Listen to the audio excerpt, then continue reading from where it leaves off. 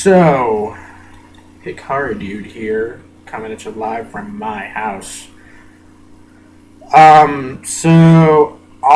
have all the muscles in my back strained, if I haven't said that by now in some other video. Probably in those Tomb Raider ones that I may or may not upload. You don't know. But anyway. Um, it's Friday night, it's 11:10 p.m., March 14th, 2014. And I'm going to do another rant video. Not really a rant so much as my personal experiences with certain things. I did I did some anime opening reviews, and they really sucked ass. But I put them in a playlist called Stupidity. I'm thinking of reviving that series, except to make them kind of like this, like the school one and this one. But today we're going to do something a little bit less controversial. Why do I even have these in? I'm not even listening to anything. But yeah, I'm gonna do something a little bit less controversial. Well, that's debatable, kind of. But I'm gonna be doing a. That sucks. Copyrighted. No, it's a shirt. It's not gonna hurt anyway. And if someone sues, I'm gonna sue you back. All right, so this is going to be a my 2 cents on the current state of animation, at least in America, and I'm going to give some alternatives, especially all of which are Japanese animation. So yeah, I just wanted to throw that out there. Now let's begin with the script part of it now. Alright, so first of all, this video was originally going to be about how much modern American music sucks. Then I kind of thought to myself, geez, that video would be so boring and would basically encapsulate the biggest understatement of the year, or the past few years actually. But anyway, plus my brother, the Cinema Shredder, already did a very, very well thought out video on it in this very chair, mind you. Anyway, so instead I started thinking about something a little bit more original and totally out of my own budget, like animation. As you can tell, I'm not animated. I'm like Gaijin. Well, Gaijin is not really. Think of Kerbifer. Yeah, he's animated. But anyway, I've found myself, whenever I do turn on TV on the channels and not just on Netflix, whenever I do look at that, like American animation, which is generally what I watch, generally what I would watch anyway, I just find myself getting annoyed or frustrated, but I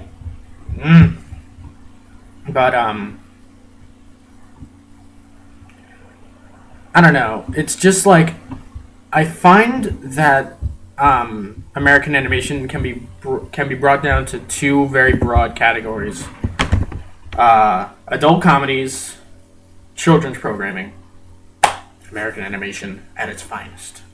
Now, I'm not saying that all American animation is like that. I'm just saying, like, a general kind of consensus basically puts a show in one of those two categories.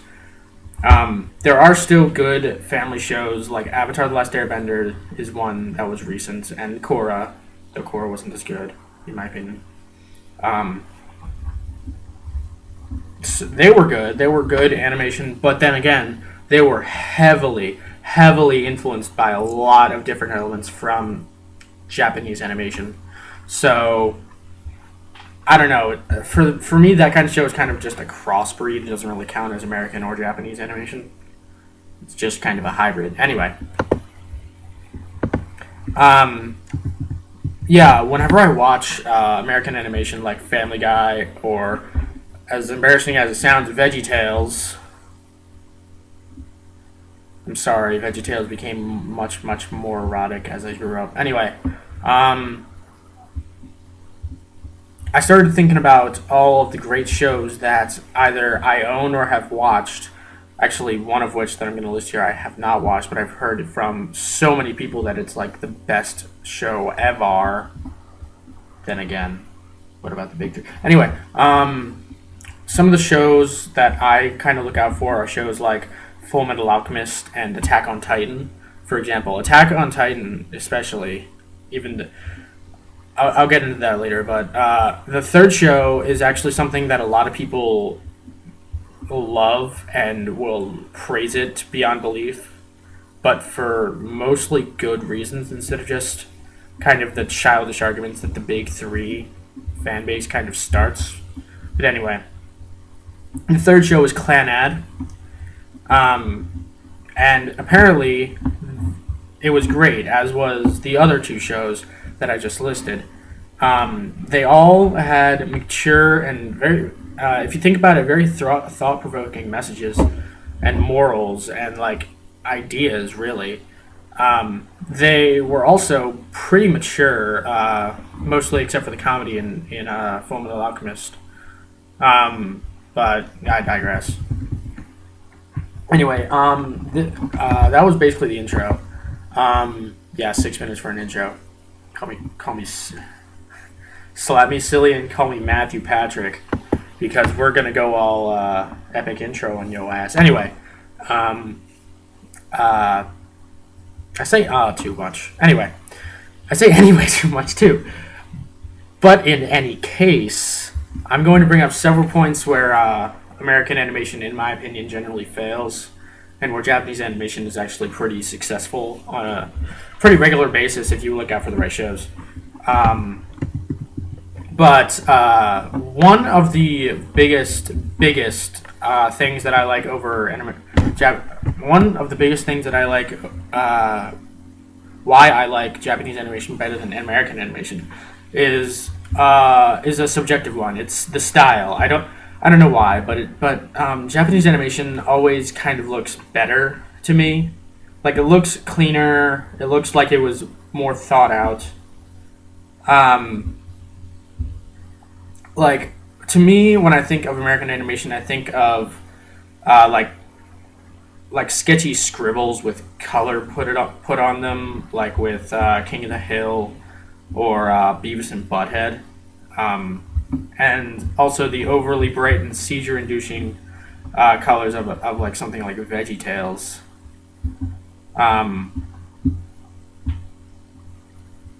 Now, that's not to say the style of anime is completely flawless, because if you look at the right shows, specifically things like K-On!, Lucky Star, and like Moe Bleh, like that, I swear most designers have the lead female's eyes cover half their freaking face.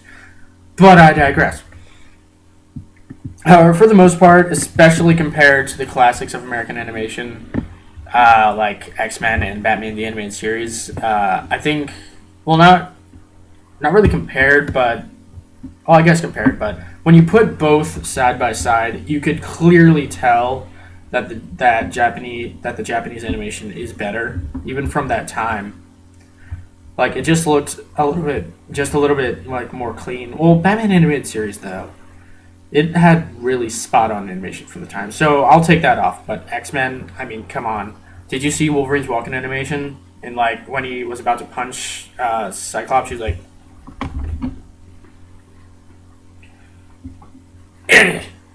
that was his entire animation. Anyway. The second topic is one that varies from anime to anime, but I still believe it holds true generally. It's maturity. This goes for most American shows too. American animated shows, I mean. Like, the reason I bring up this point, and I think that Gigguk actually did a very, very, very good video on it, of anime becoming mainstream. Look that up. It's a really good video. But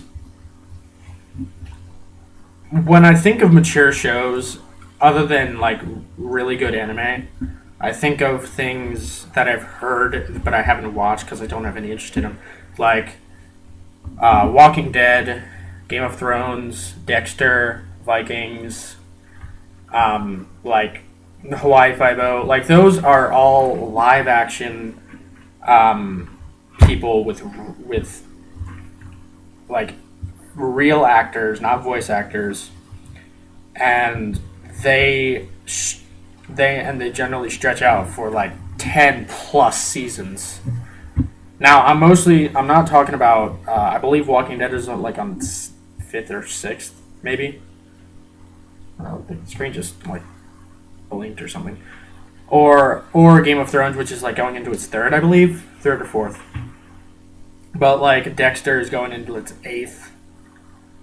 Um, and like yeah, I don't know about Vikings. I haven't been keeping up with that, and I haven't been asking my parents who are actually watching it. Um, Come to think of it, the only 8 plus season point I brought up was Dexter, I believe. Yeah. Oh, would you look at that? Anyway, but yeah, those are all live action with real actors. They don't have any animation. They're completely, uh, like yeah. Um, but when I think of American animation, all I can think of is that Americans think that adult comedy equates to put a whole bunch of dick, sex, fart, and racist jokes, and they'll think it's gold. I don't know. That's what I get from American animation, especially adult comedies. But children's shows, they kind of get a pass from me in this one because their demographic is younger, like 5 year olds, and like yeah, like that. So the reason this point is debatable, much like death in Middle Age Christianity with the Crusades, is because anime can also be very, very immature if you look at if you look in the right places. Like if you go to any major anime site like Crunchyroll, anime streaming site, you'll find shows like hold on, like High School Dead, Ikitosen. Like those are very, very raunchy and immature shows where they put a whole bunch of hot high school girls in short skirts into action series. So, sorry, Ikitosen. Let me rephrase. Action series. There you go. The thing about Japanese animation is that some animators have discovered that sex sells. Let's face it. Even if we don't like it, when we see tits and ass, and we're a guy or a lesbian, we watch it. So they somehow find a way to find the most revealing and perverted angle to show as much skin and underwear as possible. Ugh, despicable. I'll actually tell you my favorite moment in all of High School of the Dead, where one of the characters' boobs actually does the Matrix bullet dodge. I am dead serious. Look up boob bullet dodge. It's amazing. And yes, I'm serious. That actually happened in the series. But I'll give you a really good example of a show that is of an anime that is actually as bad, if not much worse, than American animation. It's called Panty and Stocking with Garner Belt, and that should be stocking, not stocking. All right. It's about as murder as it sounds. The thing is, it was made pretty much strictly for American audiences.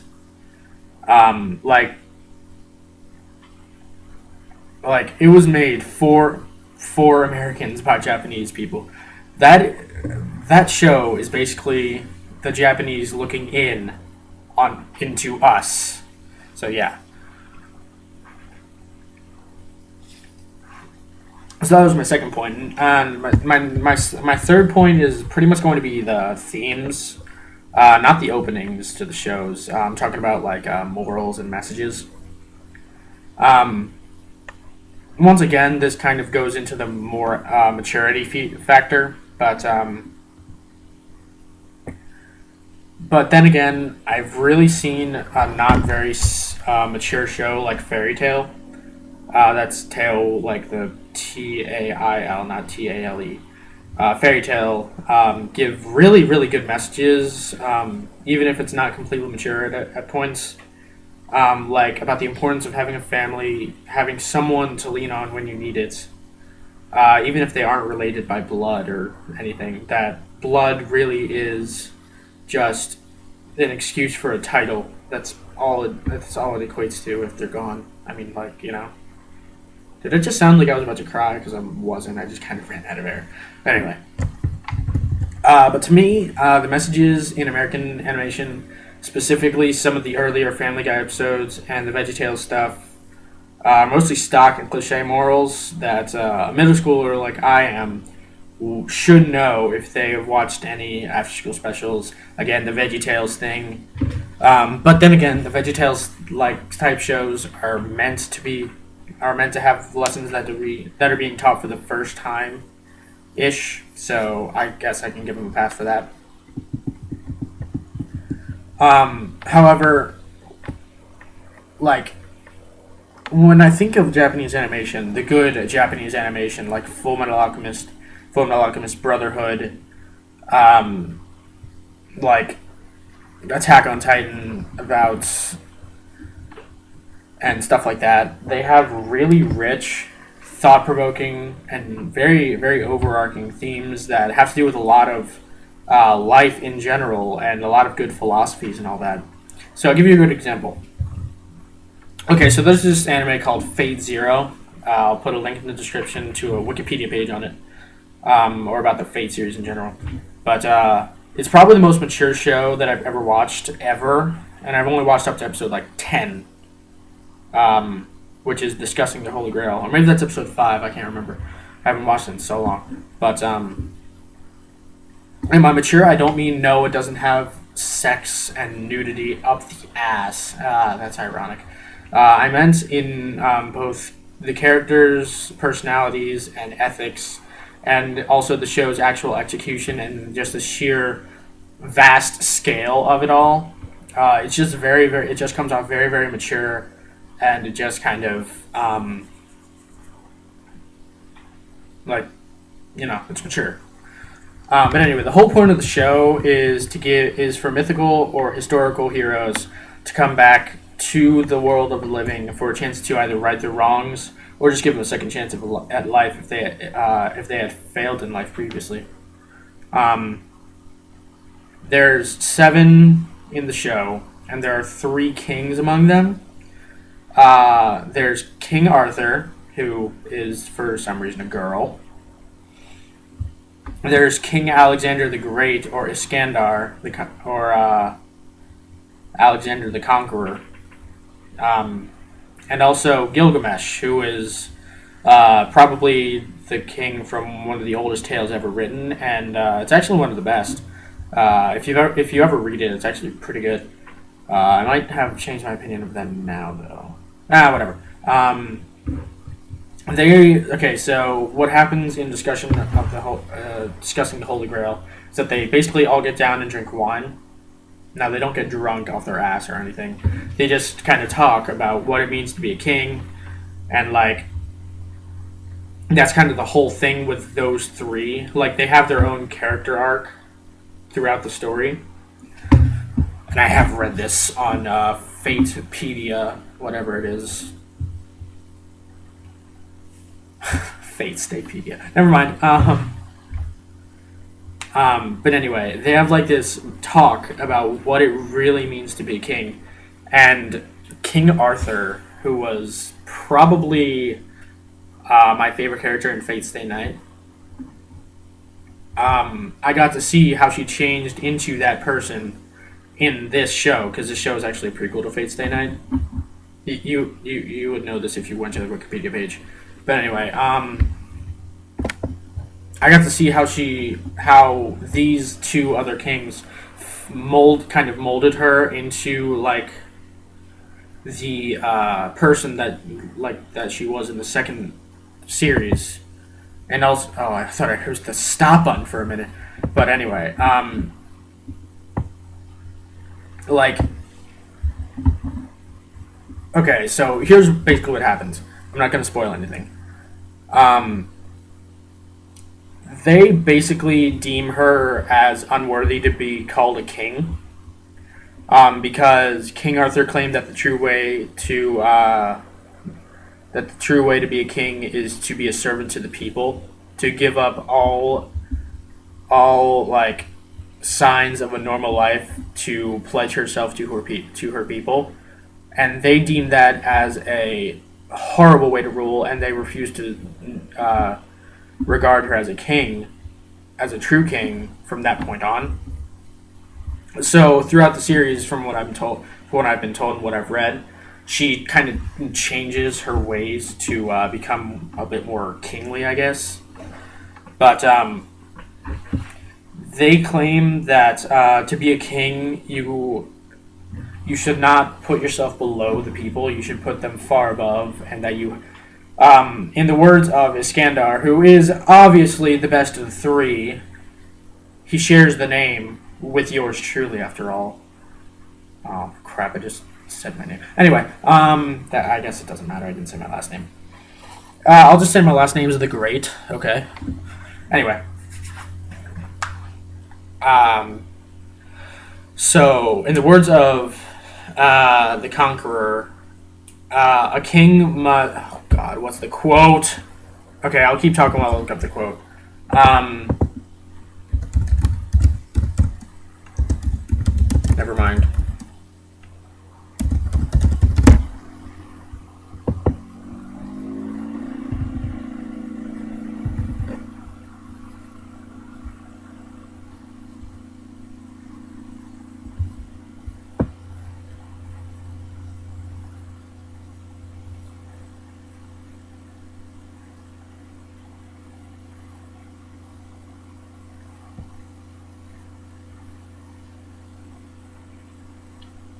All right. In the words of Ryder, that is his class, you would again know this if you looked it up. But anyway, a king must be greedier than any other. He must laugh louder and rage harder.